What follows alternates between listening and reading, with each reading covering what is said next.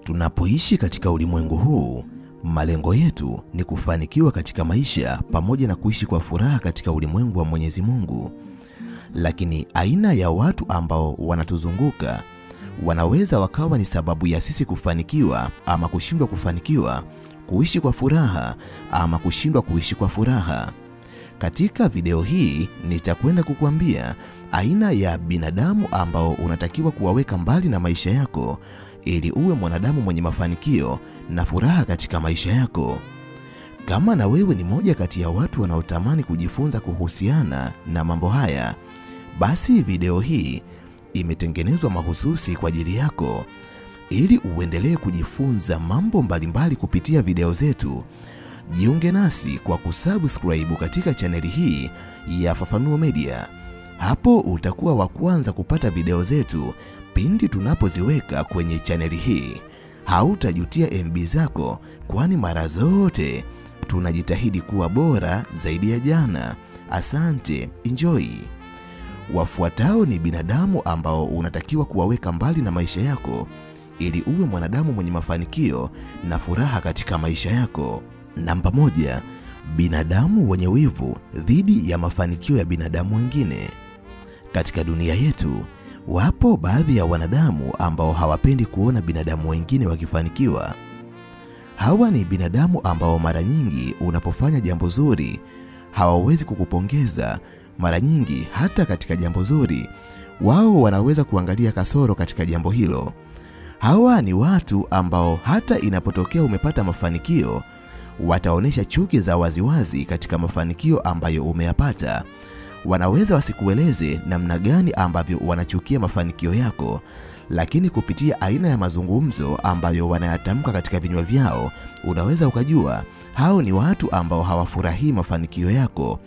Ni binadamu ambao katika kila zuri ambalo unalifanya kwenye maisha yako, watakuwa wanalikosoa, yani wanatafuta kasoro katika jambo zuri ambalo umelifanya.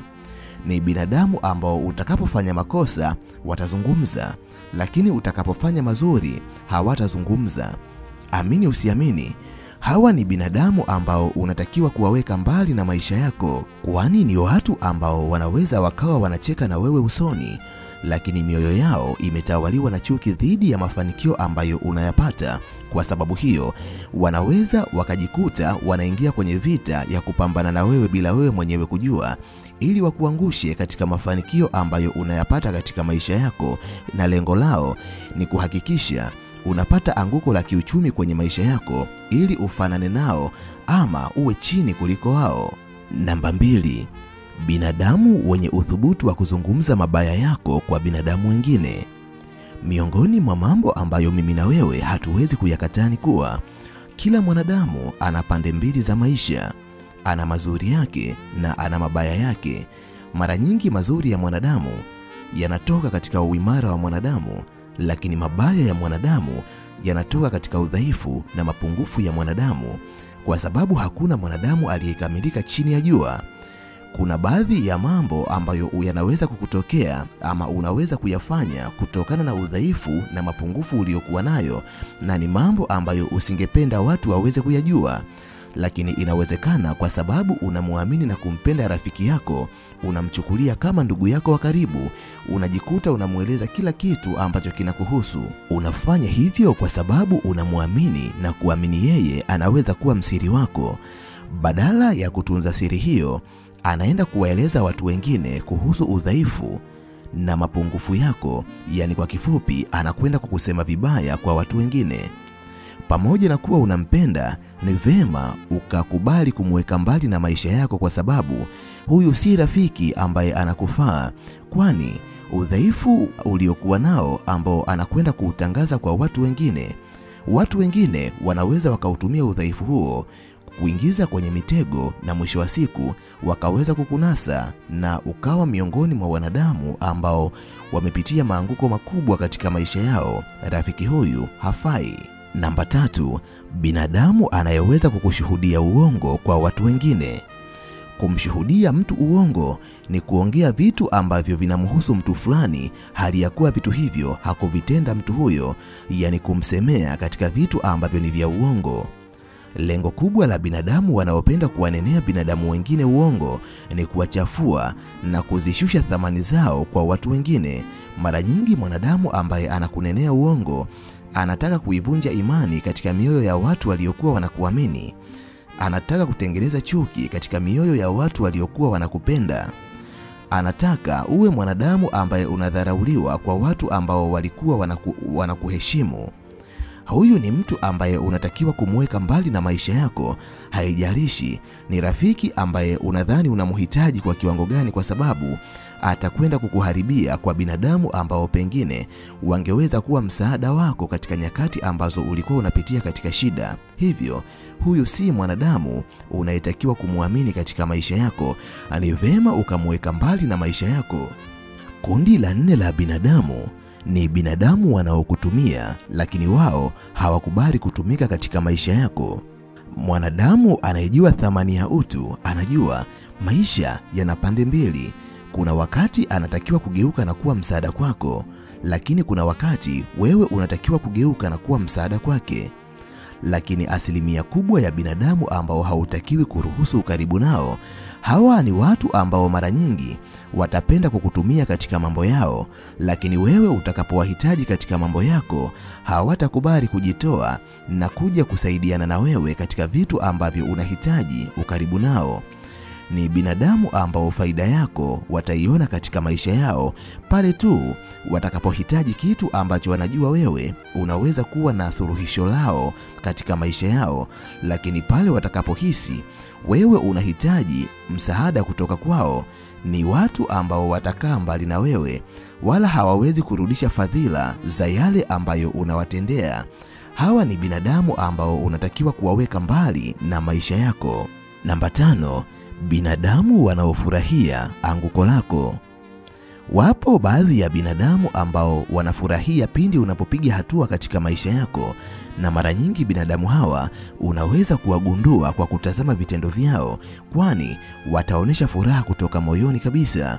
Lakini wapo baadhi ya binadamu ambao wanaweza kukuonesha furaha ya usoni, lakini moyoni mwao wanachuki, na mara nyingi binadamu hawa wanaweza kutumia maneno ya utani kukuwasilishia ujumbe ambao umejificha katika mioyo yao. Hawa ni binadamu ambao mara nyingi hawataki kukuona ukiwa binadamu mwenye mafanikio, badala yake wanatamani kukuona ukiwa mtu ambaye unapitia changamoto, na hiyo ndiyo furaha yao. Haijalishi ni ndugu zako, rafiki au jamaa zako ambao unawapenda na kuwahitaji katika maisha yako. Ukibaini wana hulka hizi, waweke mbali na maisha yako. Ni bora kusimama peke yako kuliko kusimama na binadamu ambao wanatamani kukuona ukianguka. Namba 6, binadamu wenye tabia za uharibifu katika maisha yao. Wapo baadhi ya binadamu, kitendo cha kuwakaribisha katika maisha yako, unajikuta na wewe unahusika moja kwa moja katika hatari ambazo hazikuwa zako. Hawa ni binadamu waharibifu, wanapenda vurugu, wana uraibu wa matumizi ya madawa ya kulevya, wanavuta bangi au wana tabia zozote ambazo zinaweza kuleta uharibifu katika maisha yao na maisha ya watu waliowazunguka.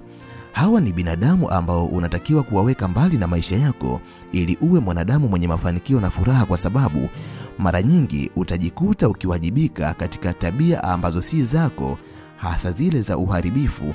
Kwani mara nyingi mtu anapokuwa karibu yako utashia naye vitu vingi ambavyo vinakuhusu wewe au vitu ambavyo vinamhusu yeye. Ili kuwa salama, jiweke mbali na binadamu wa kundi hili. Namba 7, kaa mbali na binadamu wasiotaka mabadiliko katika maisha yao. Jambo ambalo unatakiwa kulijua na kuliweka akilini, binadamu wengi wanaofanana tabia huambatana pamoja. Wakati mwingine unaweza ukawa haufanani nao kitabia, lakini kitendo cha kuwa nao kwa muda mrefu na wewe utakuwa kama wao. Hivyo, kama una marafiki ambao hawahitaji mabadiliko katika maisha yao, na wewe utajikuta unastaki katika eneo ambalo upo kwa sababu utafanana nao, ni vema ukawa na marafiki ambao wana kiu ya mafanikio, wanahitaji mabadiliko, wana malengo katika maisha yao. Ni watu ambao mara nyingi wanapambana ili kesho yao isifanane na leo. Hata ukitathmini jana yao haifanani na leo yao. Hawa ni watu ambao watakuhamasisha kupiga hatua na hautabaki hapo ulipo katika maisha yako. Namba 8, binadamu wasiopenda kuwajibika katika maisha yao. Wapo baadhi ya binadamu ambao hawachukulii maisha kwa uzito, na wakifanya makosa wana kawaida ya kuwalaumu binadamu wengine. Hata wakikosea hutegemea wewe kuwasafishia njia na kuwabeba. Hawa ni watu ambao hautakiwi kuambatana nao katika safari yako ya maisha, kwani mara nyingi ni watu ambao hawawezi kuwajibika hata katika matendo yao wao wenyewe. Wakifanya vitu fulani watawasingizia watu wengine, na wakati mwingine wanaweza kukusingizia hata wewe. Hawa si binadamu wazuri. Unahitaji binadamu ambao wanaweza kuwajibika katika matendo yao, wanaweza kukubali kuwa wamefanya makosa, na kwa sababu hiyo wanaweza kujirekebisha na kubadilika wakawa watu bora ambao hawawezi kurudia makosa tena. Namba 9, usiwe karibu na watu ambao wana mawazo hasi kila wakati. Yani mara zote wako negative katika kila wanachokiona kwenye maisha yao. Hawa ni wanadamu ambao hata wanapoona watu wengine wamefanikiwa, wao wanaamini wamefanikiwa kwa sababu ya nguvu za giza. Hawaamini kama mwanadamu anaweza kufanikiwa kwa nguvu zake ama nguvu za Mwenyezi Mungu. Wao ni wanadamu ambao kila kitu wanakitengenezea mtazamo hasi katika maisha yao. Jambo ambalo unatakiwa kulijua na kuliweka akilini, ni vema ukajiweka mbali na binadamu wa kundi hili ili uwe mwenye furaha na mafanikio katika maisha yao. Namba 10, binadamu wenye kudhibiti na kujifanya wanajua kila kitu kwenye maisha yao. Hawa ni binadamu ambao hawapo tayari kujifunza mambo mapya katika maisha yao. Ni binadamu ambao hawawezi kukupa nafasi ya kuwa wewe.